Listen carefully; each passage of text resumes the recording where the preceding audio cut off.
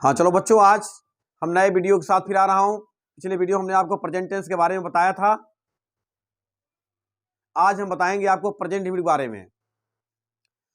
तो present indefinite की सबसे पहले पहचान होगी ये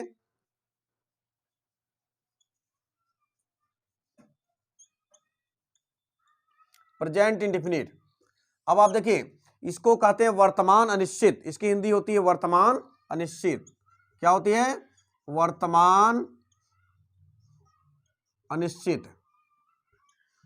मतलब वर्तमान होगा लेकिन यह निश्चित नहीं है, अनिश्चित होगा ये। अब लेकिन सबसे पहले हम क्या करेंगे, आप देख रहे हैं किस ग्रुप का चल रहा है, प्रेजेंट है ना। और हमने बताया है कि इसको विरासत में क्या मिला, हा मिला हुआ है, हा मिला हुआ है ना।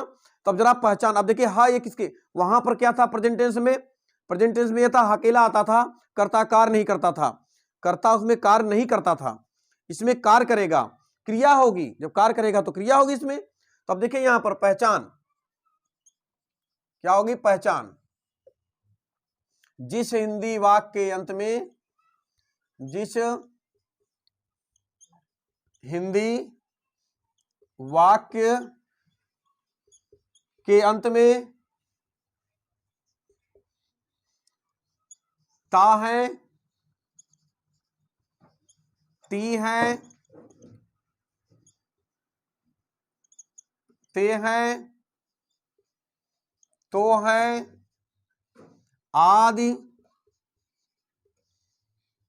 ऐसे शब्दाएं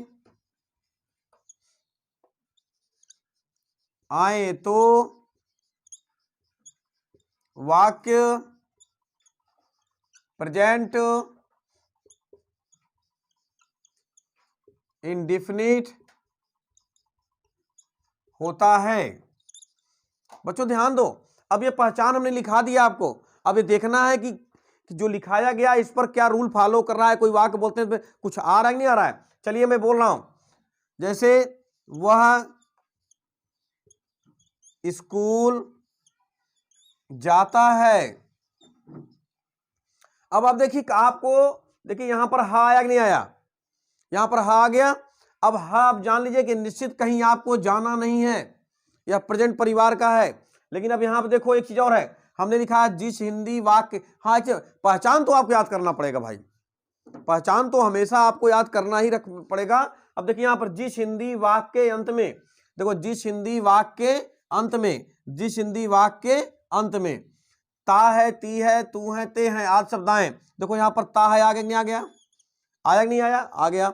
अब देखो ये क्या हो गया, आपका प्रेजेंट इंडेफिनिट हुआ, क्योंकि आप लिखा हुआ है आदि शब्दाएं, तो वाक्य आपका क्या होगा, प्रेजेंट इंडेफिनिट टेंस होता है।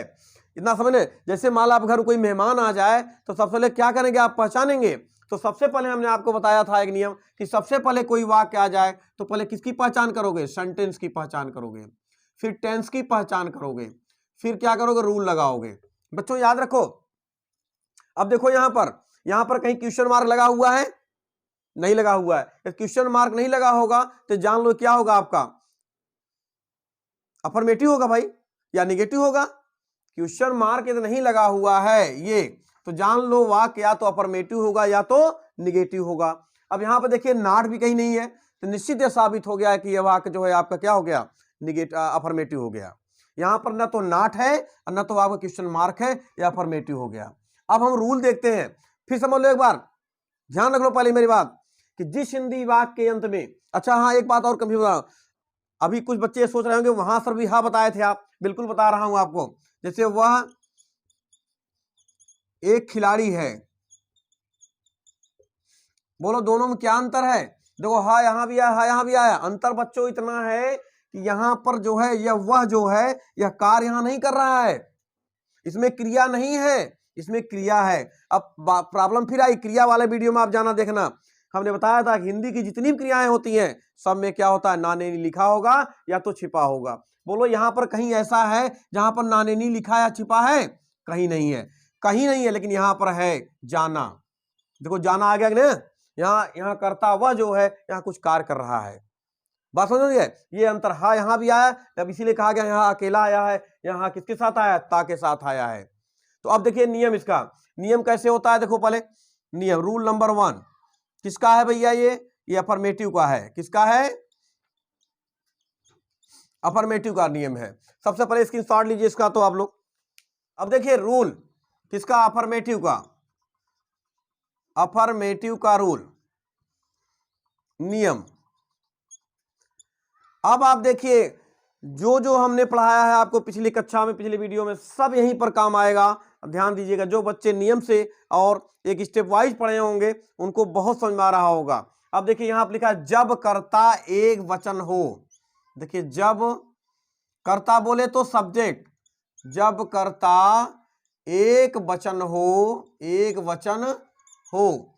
एक वचन क्या मतलब, यही भी ध्यान लो, याद करने की जरूरत है। एक वचन हो जैसे कौन, जैसे ही, सी, इट, नेम इत्यादि, ब्रैकेट बंद कर दीजिए, मतलब ये सब रहेंगे, ही, सी, इट, नेम, तो कर्ता आपका क्या होगा, एक वचन होगा।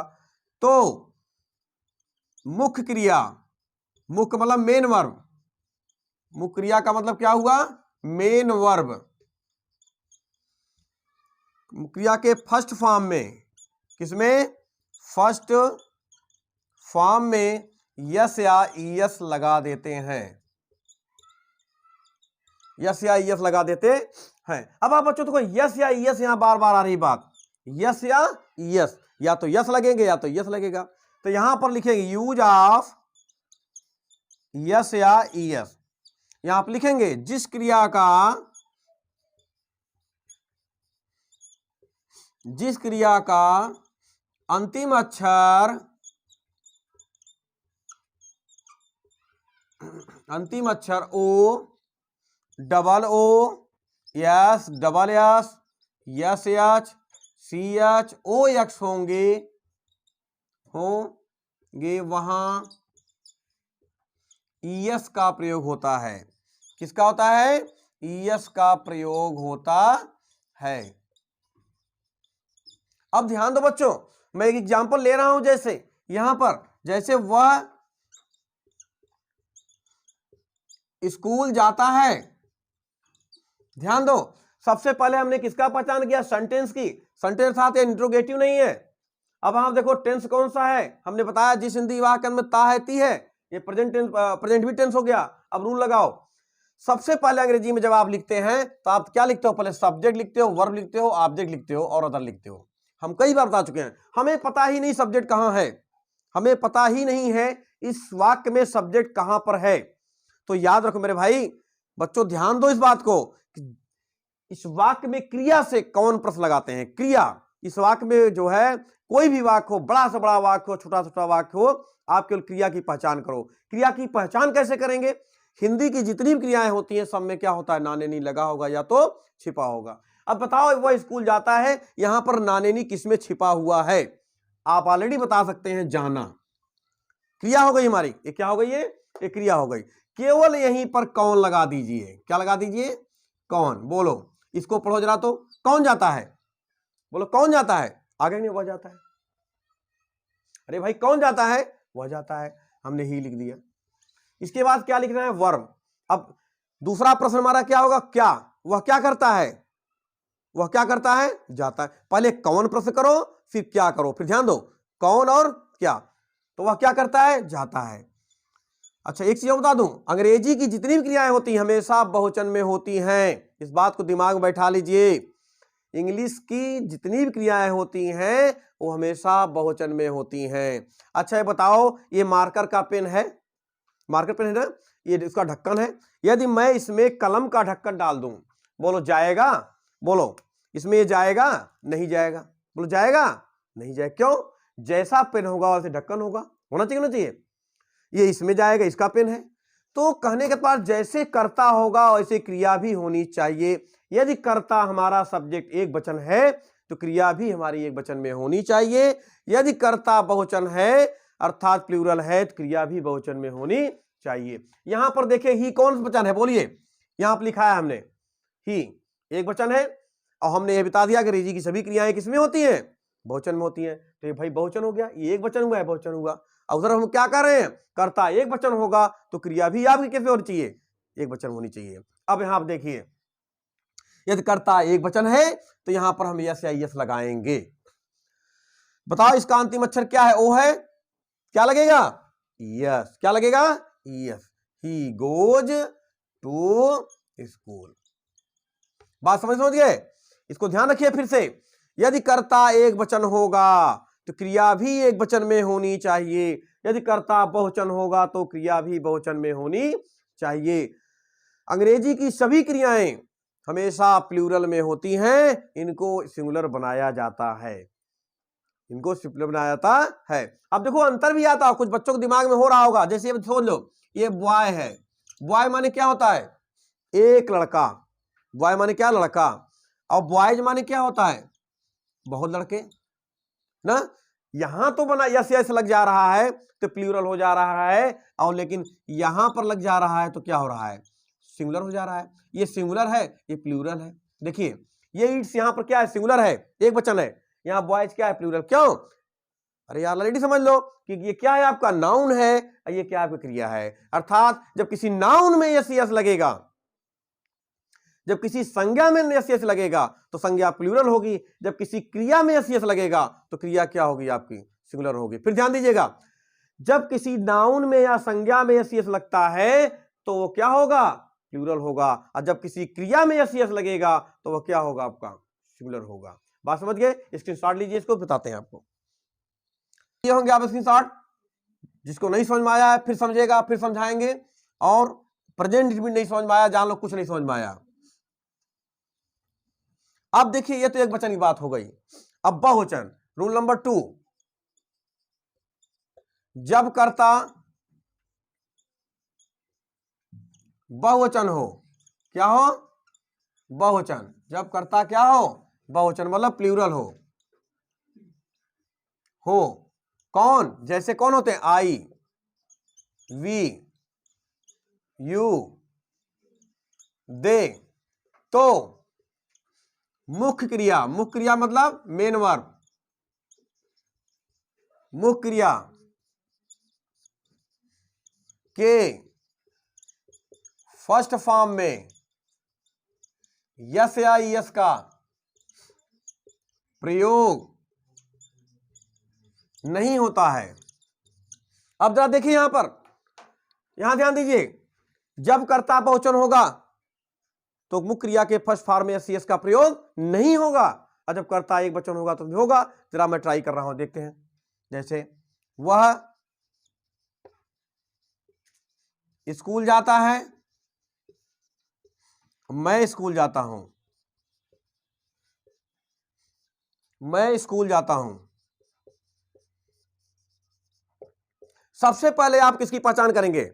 सबसे पहले आप सेंटेंस की पहचान करेंगे। देखिए यहां पर क्वेश्चन मार्क आया है कहीं पे? नो। इंट्रोगेटिव नहीं है। यहां पर नॉट कहीं आया है? निगेटिव नहीं है। तो यहां पर क्या बचा? आपका अफर्मेटिव बचा। तो अभी तो हमने अफर्मेटिव का ही रूल बताया है। तो सबसे पहले हम क्या लिखते हैं बच्चों? सब्जेक्ट लिखेंगे, वर्ब प्लस का ऑब्जेक्ट लिखेंगे। हमें पता ही नहीं शब्द हमारा सब्जेक्ट कहां है। हमें पता ही नहीं है कि हमारे इस वाक्य में सब्जेक्ट कहां है, कर्ता कहां है। हमने क्या कहा था आपसे? सबसे पहला काम आप जो है क्रिया की पहचान करिए। किसकी पहचान करिए? क्रिया की पहचान करिए। तो आप देखिए हिंदी की जितनी क्रियाएं होती हैं सब में ना ने नी लगा होगा या तो छिपा होगा। बोलो बच्चों, यहां पर ना ने नी किसमें लगा हुआ है? जाना। इसमें कहां लगा हुआ है? जाना। तो यहीं पर लगा दो कौन। बोलो क्या पढ़ा जाएगा? कौन जाता है। यहां क्या पढ़ा जाएगा? कौन जाता है। ये पढ़ा गया ना, कौन जाता है। अब यहां पर आप लिखो कौन जाता है, ही लिख दिया आपने। उसके बाद कौन के बाद हमने क्या कहा था? क्या क्वेश्चन, वह क्या करता है? जाता है, गो लगा दिया। यहां पर कौन जाता है? आई लगा दिया, आई लगा दिया। मैं क्या करता हूं? जाता हूं। जरा ध्यान दो बच्चों, यही गो यहां पर, यही गो यहां पर है। दोनों में अंतर क्या है? यहां करता एक वचन है, यहां करता बहुवचन है। लेकिन अंग्रेजी की सभी क्रियाएं किसमें होती हैं? बहुवचन में होती हैं। लेकिन यहां करता क्या? एक वचन है। हमने भी बताया था यदि कर्ता एक वचन होगा तो क्रिया भी एक वचन में होनी चाहिए। यदि कर्ता बहुवचन होगा तो क्रिया भी बहुवचन में होनी चाहिए। तो यहां पर क्या लगेगा? यस या यस? यस लगेगा, क्योंकि इसका अंतिम अक्षर क्या है? यस हो जाएगा। गोज टू स्कूल, ये तो अभी हमने बताया था आपको। यहां पर देखिए आई गो टू स्कूल, यहां क्यों नहीं लगा? बोलो यहां पर यस यस क्यों नहीं लगा? इसलिए नहीं लगा कि यहां कर्ता क्या है? आपका बहुवचन है। और हमने लिखाया है जब कर्ता बहुवचन होगा तो क्रिया मुख्य क्रिया के फर्स्ट फॉर्म में सी एस का प्रयोग नहीं होता है। क्यों नहीं होता है ये भी जान लो, क्योंकि अंग्रेजी की सभी क्रियाएं हमेशा बहुवचन में होती हैं। यदि कर्ता बहुवचन होगा, कर्ता प्लूरल होगा, तो क्रिया भी हमारी किसमें होनी चाहिए? प्लूरल में होनी चाहिए। यदि किसी बच्चे को यह रूल या मेरा समझाया हुआ न समझ में आया होगा तो प्लीज इसको आप जो है हमको कमेंट्स द्वारा बताइएगा, मैं फिर समझाने का प्रयास करूंगा। इसका स्क्रीनशॉट लीजिए।